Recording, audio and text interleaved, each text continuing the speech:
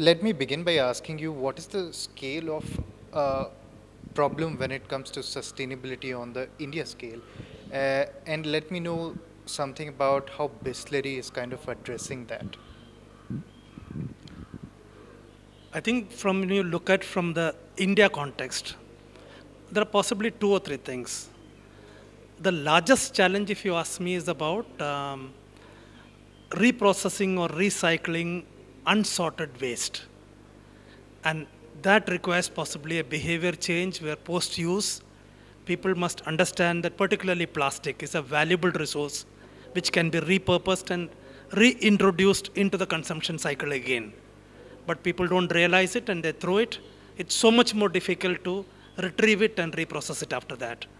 And today technology doesn't support that sorting of mixed waste and reprocessing it from an economical standpoint. The second challenge in the country really is about recycling infrastructure. While consumption happens all over the country, particularly for the plastic reprocessing or the value-added plastic reprocessing centers are limited and geographically concentrated in certain areas, leaving the other areas kind of blank. And the third one I would say is about, while we have regulations with great intentions and well structured and formulated, enforcement is something which will bring in that big change. And we have seen that happen in even third world countries. When enforcement is strict, people adapt to that change and embrace that change.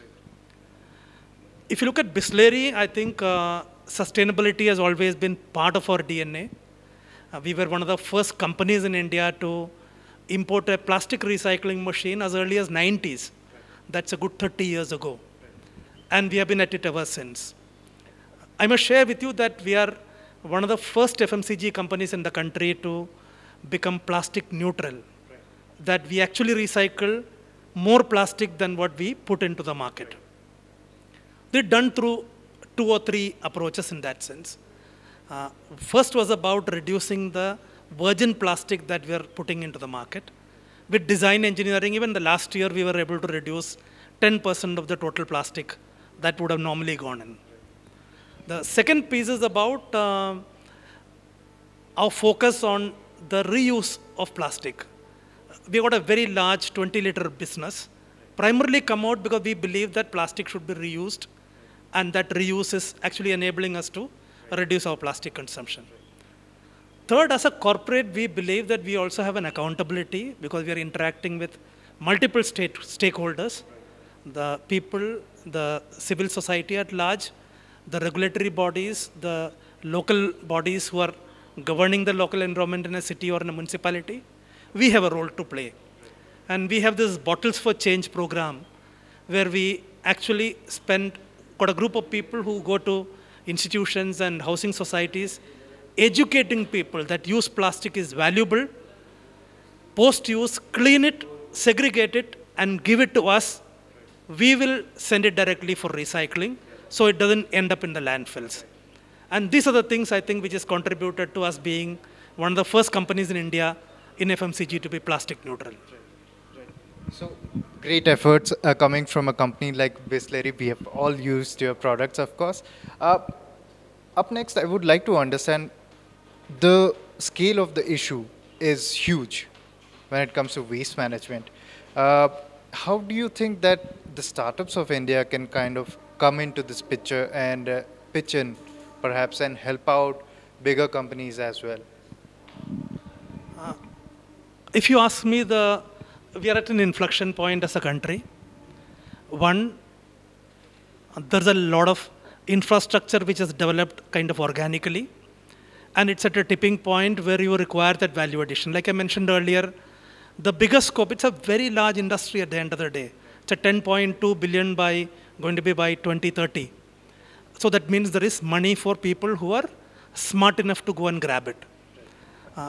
The real trick is about people, whenever people talk about plastic recycling, it's about reprocessing or degrading the plastic from what it is today. That's not what business is about. Business is about value addition. It's about value adding to the plastic. When a 45 rupee or 15 rupee per kilo PET is converted into an 800 rupee t-shirt. That is the multiplier effect that can be created. That is a space for entrepreneurs to come in, and it requires possibly technology which can do it faster, which can do it smarter, and which can do it innovatively even in terms of marketing. That's a big space for people, and like I said earlier, these units are far and few in the country, and there's scope for setting it up. The second, if you ask me, is about that today we are possibly digitally a very evolved country, and particularly related to digital payments. I think that's a space when both these can dovetail. I mean, I can collect the used plastic from anyone and pay him by UPI, and it reaches his account instantly. So you can eliminate all the middlemen who are possibly skimming the profits. So you are able to integrate with the people who are doing the hard work, and you who is actually adding value to it. There can be a direct connection.